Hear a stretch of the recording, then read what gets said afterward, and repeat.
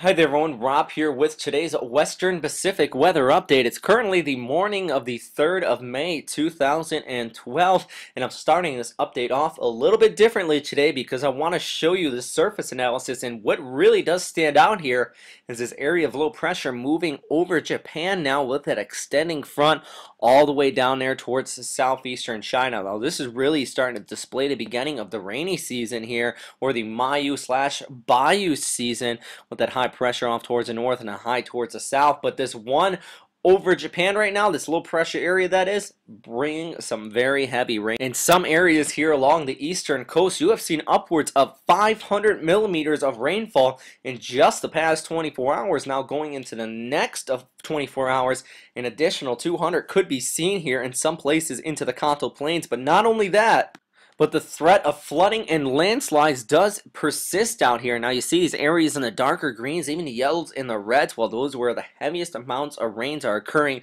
and up to 50 millimeters could be seen in some locations during the duration of just 1 hour as this system continues to feed off of the Kuroshio current just southeast of Honshu and then push on shore. And as it does so, not only are the rains going to be a major issue, but the winds. Look at this chart from JMA here. You can see some of these higher winds just off the coast and upwards of 14 meters per second. That's about 50 kilometers per hour of wind, so very gusty here near the coastlines. Thus you're also seeing an increase in the seas really building up here around the Tokai region and even extending towards the northeast along the eastern portions of Honshu. And even on this model analysis from GFS here, you can see that really tight pressure gradient now. Now going into a Wednesday night, or excuse me, to Thursday morning now actually, you continue to see this low work its way off towards the north, still bringing all that heavy rainfall, and even the west coast could be seeing some heavy rainfall going into Thursday night and then in the Friday morning, before the system finally pushes off towards the north by Friday afternoon, going into Saturday morning. And behind it, much fairer weather temperatures will also start to rebound, and at least it does look like for the Golden Week and holiday weekend out here in Japan, weather should be improving. But elsewhere, let's actually loop back here. You can see the tropics continue to kick up here, and some greens there in the southern portions of the Philippines. That's actually due to it. And as we look farther towards the south here on the zoomed in on the satellite picture, you see Invest 98 whiskey just spinning out here southeast of Mindanao. I do not think this is going to develop at all. These are just my opinions, though. Continue to check back in with Vegasa on the warnings on this storm.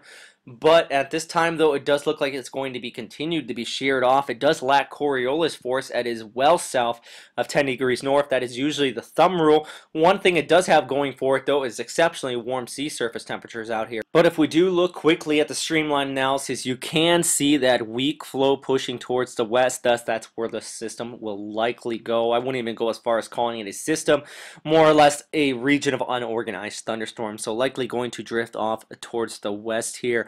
Also on this chart, it does go all the way up to about 850 HPA, all the way up to a little bit higher than that actually, and it does show that deep troughing here over Japan. And what this is doing is bringing all that uplift that's supplying that low there towards the north. But I want to look down towards the south here into Malaysia and the northern parts of Indonesia, because you have been seeing some thunderstorms this year. And if we look back to our satellite imagery, this is visible going into infrared after the night hours, because you can't use visible during the night, because obviously for obvious reason you just can't see the clouds.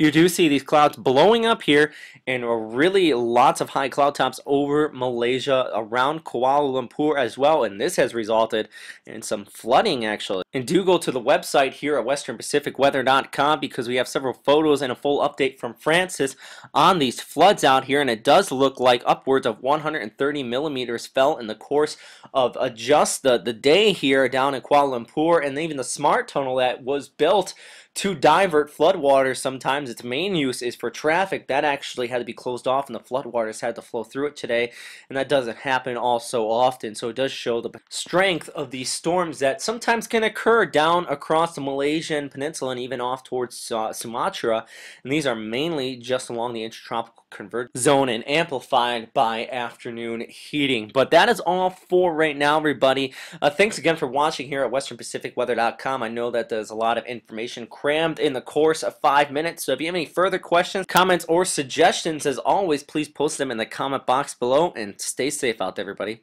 Have a great day. Bye.